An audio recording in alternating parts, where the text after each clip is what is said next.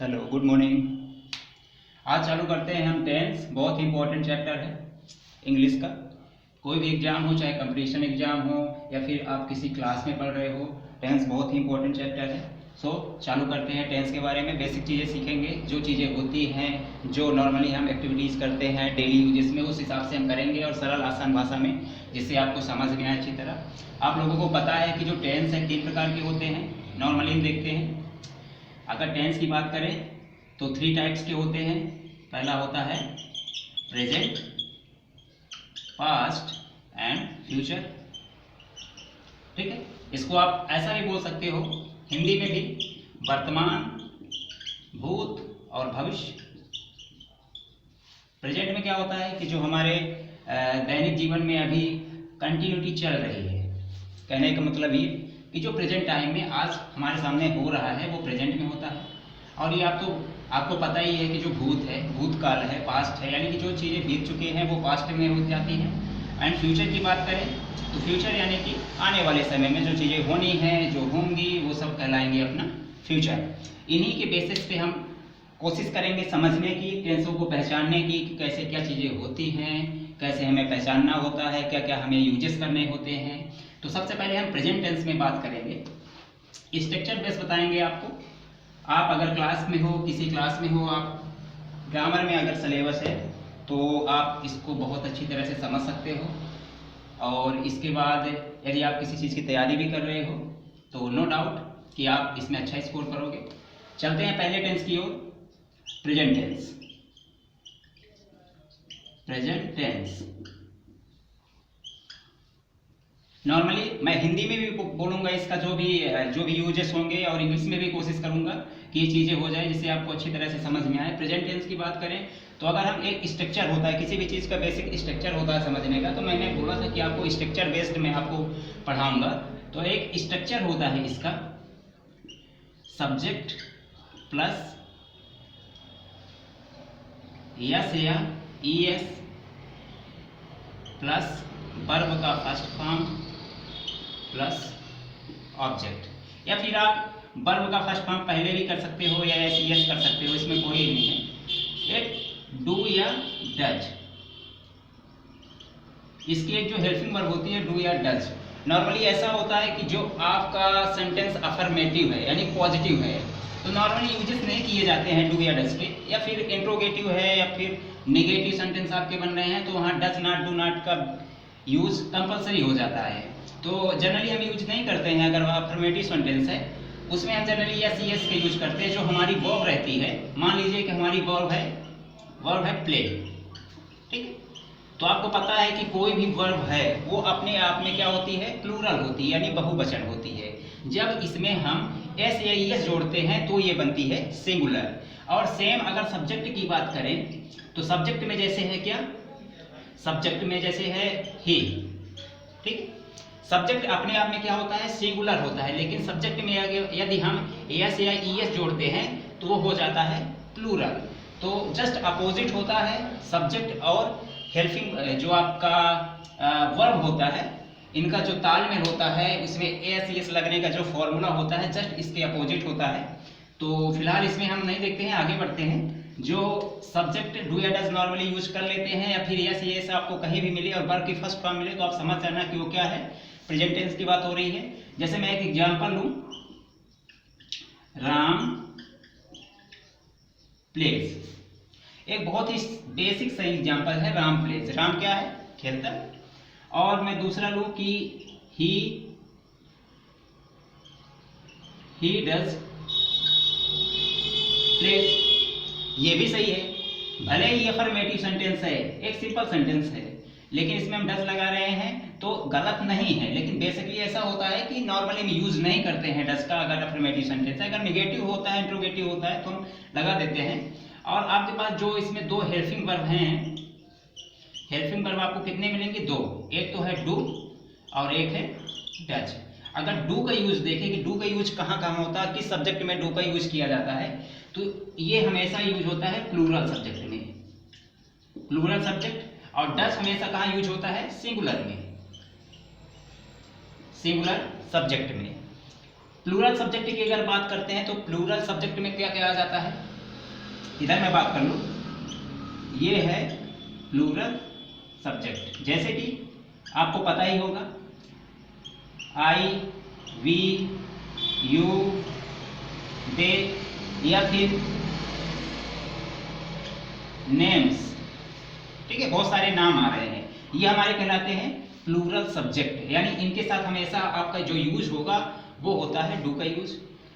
और अगर हम सिंगुलर सब्जेक्ट की बात करें, सिंगुलर सब्जेक्ट में ही, सी, इट या फिर किसी व्यक्ति का पर्टिकुलर नाम आ रहा है तो इसे हम सिंगुलर सब्जेक्ट कहते हैं। सिंगुलर सब्जेक्ट में हमेशा किसका यूज होता है? डज का यूज होता है, ठीक है, डज का यूज होता है। तो अगर जैसे स्ट्रक्चर बेस में मैंने बताया था कि स्ट्रक्चर आपका सब्जेक्ट हो जाएगा, उसके बाद फिर वर्ब बेसिकली क्या आती है? वर्ब आती है, ठीक है, वर्ब आती है। और वर्ब कौन सी रहेगी? इसकी फर्स्ट फॉर्म, ठीक है। किसी भी वर्ब के 3 फॉर्म होते हैं, आपको पता है, किसी भी वर्ब के 3 फॉर्म होते हैं। अगर जैसे क्या मैं बोलूँ, गो है, बहुत ही बेसिक से उदाहरण ले रहा हूँ, गो लिखा है, ये फर्स्ट फॉर्म है, इसका सेकेंड फॉर्म क्या हो जाता है? वेंट, और थर्ड फॉर्म क्या हो जाएगा? गॉन। बहुत ही बेसिक उदाहरण है, गो, वेंट, गॉन। तो किसी भी वर्ब की 3 फॉर्म होती हैं, जिसमें पहली फॉर्म लगेगी आपकी प्रेजेंट टेंस में, यानी कि क्या है? ये प्रेजेंट टेंस का इंडेफिनिट का उदाहरण है, ये प्रेजेंट इंडेफिनिट का, जिसको आप सिंपल प्रेजेंट भी बोल सकते हो, ठीक है। तो अभी तक जो भी हमने बताया वो हम बात कर रहे थे प्रेजेंट इंडेफिनिट टेंस के बारे में। तो इसका मोटी मोटी चीजें हमने बताई थी कि क्या कैसे होती है। तो इसका स्ट्रक्चर मैंने क्या बताया था? क्या होता है? सब्जेक्ट प्लस, ठीक है, उसके बाद अगर आपको लगाना है, ठीक है, डू या डज लगा सकते हो, अदरवाइज कोई दिक्कत नहीं है। डू या डज वर्ब का फर्स्ट फॉर्म होता है, प्लस एस, ई एस या आई ई एस लगता है, प्लस लास्ट में आपका हो जाता है ऑब्जेक्ट। ये होता है बेसिक स्ट्रक्चर। अगर यही स्ट्रक्चर आप एक बार 2 बार प्रैक्टिस करोगे, आपके जहन में आ जाएगा, ये कभी नहीं भूलेगा। और ये चीज़ें बहुत इंपॉर्टेंट है स्पेशली टेंस के लिए, और आने वाले जितने भी चैप्टर है, चाहे वो वॉइस हो चाहे नरेशन हो, तो टेंस बहुत इंपॉर्टेंट चैप्टर है, एक मेन कड़ी होती है, ठीक। तो आप इन चीज़ों को विशेष रूप से ध्यान रखें कि हमें क्या स्ट्रक्चर कैसे स्ट्रक्चर बनता है इन लोगों को। अब इसके एग्जाम्पल एक दो देख लेते हैं। जैसे Mohan does not read the book। Mohan does not read the book. इसमें क्या है आपको पता है? क्या ये नॉट लगा है, यानी क्या है? ये निगेटिव है। आपका जो आपका सेंटेंस है वो क्या है? निगेटिव है, इसीलिए डज लगा। डज क्यों लगा? मोहन क्या है? मोहन जो सब्जेक्ट है आपका, ये क्या है? सिंगुलर है। और डज किस में लगता है? सिंगुलर सब्जेक्ट में लगता है डज, उसके साथ नॉट लग गया। रीड द बुक, रीड क्या है? वर्ब है, और वर्ब क्या है? ये फर्स्ट फॉर्म है। तो Mohan does not read the book. दूसरा अगर एग्जांपल देखते हैं, सी नहीं,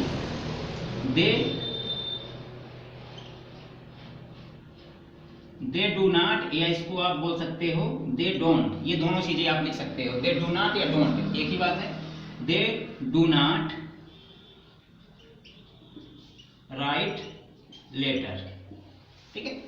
सब्जेक्ट क्या है आपका? दे। कैसा सब्जेक्ट है? ये प्लूरल है। प्लूरल मतलब बहुवचन है। तो मैंने बताया था कि अगर आपका सब्जेक्ट प्लूरल है तो उसमें क्या लगेगा? आपका डू लगेगा, ठीक है। यहां मैं लिख देता हूं, आप लोग नोट डाउन कर लेना। जो हेल्पिंग वर्ब है, इसमें क्या क्या लगती है? एक तो डू और एक डज। 2 हेल्पिंग वर्ब है। डू का यूज किसमें किया जाता है? प्लूरल में, जैसा कि अभी हमने किया है। और डज का यूज किया जाता है सिंगुलर में, जैसा कि हम पहले अभी कर चुके हैं। प्लूरल मतलब क्या हो जाएगा? कौन कौन से? जैसे आई, वी, यू, दे या नेम्स। सिंगुलर की बात करें तो ही, सी, इट या किसी का पर्टिकुलर नाम आ रहा है। तो ये चीजें आप लिख लेना। और एक बहुत इंपॉर्टेंट चीज ये भी आप लिख सकते हो, जो वर्ब होती है, ठीक है। वर्ब के कितने रूप होते हैं? मैंने अभी ये बताया था जस्ट आपको, 3 रूप होते हैं, फर्स्ट, सेकेंड एंड थर्ड, ठीक। जैसे कि बताया था मैंने, गो का सेकेंड फॉर्म क्या हो जाएगा? वेंट, और थर्ड फॉर्म गॉन। अगर राइट लिखा है, WRITE, राइट मतलब होता है लिखना। राइट का सेकंड फॉर्म क्या हो जाएगा? रोड, और इधर written third form, write wrote written. तो ये चीजें आपको पता होनी चाहिए, तभी आप अच्छे से परफॉर्म कर पाओगे।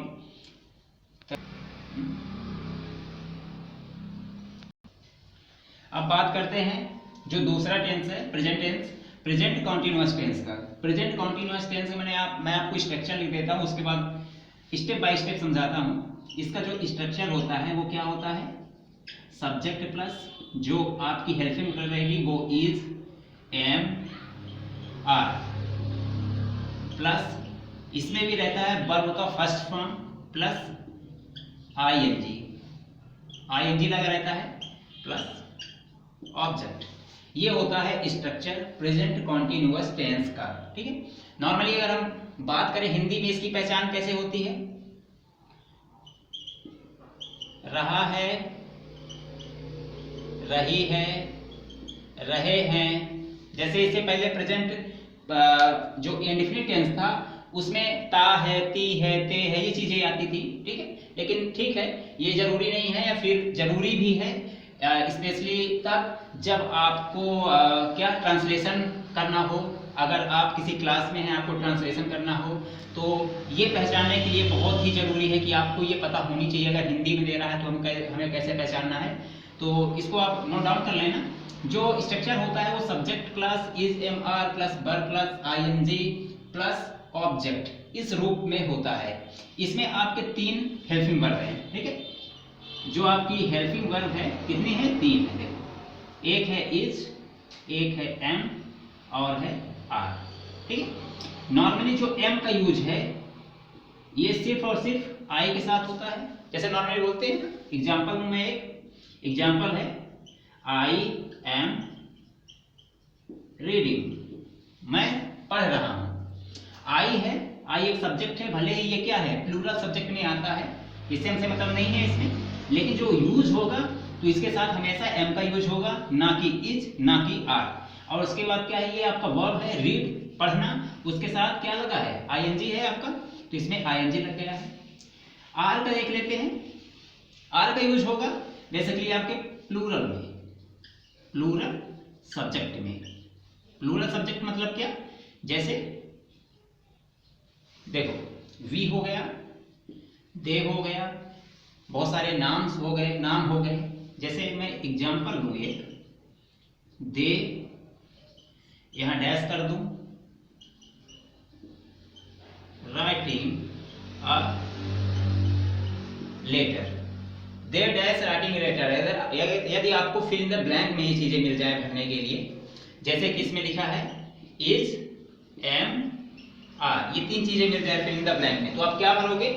आपको पता है कि एम का यूज तो इसमें कतई भी होने वाला नहीं है, है? तो आप क्या भरोगे इसमें? आर।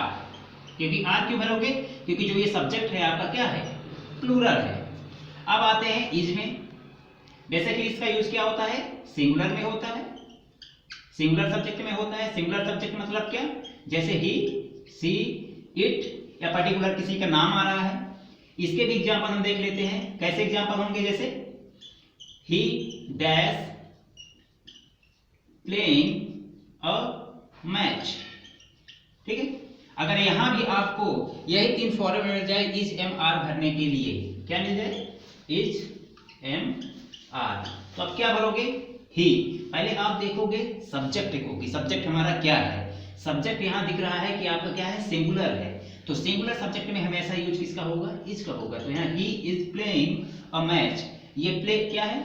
वर्ब है, वर्ब में आईएनजी लगी है, जो कि कंटिन्यूअस, कोई भी कंटिन्यूअस हो उसमें कंपलसरी है आईएनजी लगना। तो हमेशा क्या होगा कि जो आपका सिंगुलर सब्जेक्ट होगा उसमें क्या लगेगा? इज लगेगा। और एम का बेसिकली यूज होता है आई के साथ, और आर का यूज हो जाएगा प्लूरल सब्जेक्ट। कहने का मतलब वी, दे आ रहा है, या फिर आपको कहीं भी लगे कि सब्जेक्ट हमारा क्या है? बहुवचन है, यानी प्लूरल है, तो उसमें हम कैसा यूज करेंगे? आर का यूज करेंगे। तो आई होप कि आप लोगों को पसंद आया हो। आगे हम बात करेंगे, फिर अगली वीडियो में बात करेंगे प्रेजेंट परफेक्ट टेंस और प्रेजेंट परफेक्ट कंटीन्यूअस टेंस का। तो तब तक धन्यवाद।